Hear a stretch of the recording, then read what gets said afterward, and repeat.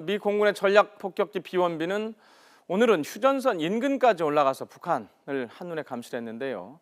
좀 더 자세히 상황을 좀 알아보겠습니다. 통일연구원의 선임연구원 조한범 박사 연결돼 있습니다. 조 박사님 안녕하십니까? 예, 안녕하십니까? 자, 출동 영상을 좀 봤는데요. 상당히 예. 낮게 날고 있어요. 예, 그리고 오늘 거죠. 말씀드렸지만 이례적으로 휴전선 인근까지 올라갔다고 하는데 예. 이렇게 비행 루트를 설정한 이유가 있을까요? 있죠. 상징성이고요. 예. 왜냐하면은 이제 북한이 핵이나 미사일 도발을 할 경우에는 예.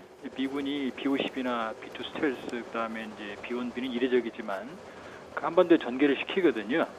두 가지 의미가 있습니다. 일단은 공개를 해서 북한에게 경고하는 의미가 있고요. 예. 또 하나는 사실은 우리 한국 내부용입니다. 왜냐하면 북한이 핵 도발을 하면 우리 자체 내에서 사실은 핵무장론이 커지거든요. 네. 그렇기 때문에 한국 국민에게도 명시적으로 미국의 확장 억지력으로 한국의 안보를 책임지겠다는 걸 보여주기 때문에 네. 김정은 정권에 대한 어떤 무력 시위도 강력하지만 예. 우리 한국 국민에 대한 안보 공약을 지키는 그런 의미가 있기 때문에 예. 전술 폭격기들이 전략 폭격기들이 오게 되면 항상 저공 비행을 해요. 우리한테 보여주는 거죠. 그리고 네. 오산 기지에 착륙한 건 이제 그런 의지를 좀 더 명확하게 했다 이렇게 볼 수 있습니다. 자, 그 무기들을 많이 실었다고 하는데요. 어떤 무기들을 실을 수 있습니까?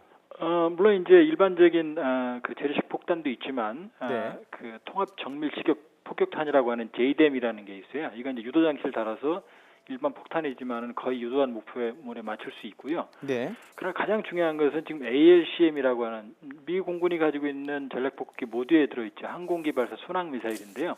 네. 여기는 이제 핵탄도 탑재는 물론이고 탄도 미사일과 다르게 매우 정밀합니다. 그러니까 김정은 관저에 뭐 창문이나 심지어는 뭐 화분까지 맞출 정도의 그 정밀성을 가지고 있거든요. 핵탄두 탑재까지 가능한 건가요? 가능합니다. 네. 그리고 그렇기 때문에 아마 이번에 핵탄두 탑재를 뭐 했을 가능성도 있고요. 네. 만일 그렇게 된다고 그러면은 이제 그런 전략 폭격기들이 한반도에 전진 배치되면 그냥 시위만 하는 게 아니라 일종의 시뮬레이션을 모두 다 합니다. 공격 시뮬레이션을. 예. 그렇기 때문에 북한 측도 알죠. 우리 쪽에서 어떤 이런 전략 폭격기들이 어떤 행위를 했는지. 그렇기 때문에 그냥 무력 시위도 있지만 실질적으로 김정은 정권에게 군사적으로 심적으로 매우 큰 압박이 됩니다. 네. 그리고 이런 가운데 어제 북한이 로켓 엔진 분출 시험을 하지 않았습니까? 예. 이 때문에 미국이 북한 문제에 대한 전략이 달라졌다 이런 얘기도 있던데 어떻습니까? 그렇게 보여집니다. 이미 오바마 대통령이 상당히 강도 높게 비난을 했고요. 네. 이번에 엔 시험한 것이 추력이 80톤인데 이제 80톤짜리 4개를 묶는 걸 지향을 하고 있는데요. 광명성 4호나 은하 3호 같은 경우 기존에 발사했던 것들은 27톤짜리 4개를 묶는 거거든요. 그렇기 때문에 지난번 것이 10,000km 내지 12,000km 추정이 되는데 네. 이번의 경우를 만일에 실전 배치하게 되면은 사실상 지구상 전역을 타격할 수 있습니다. 또 네. 5차 핵실험에서 핵탄두 폭발 실험을 했기 때문에 미국도 전략적인 인내라고 하는 좀 한가한 정책을 펴기는 어렵게 됐고 이제 공세적인 개입지로 전환하는 그런 경향이 나타나고 있다 이렇게 볼 수 있습니다. 예.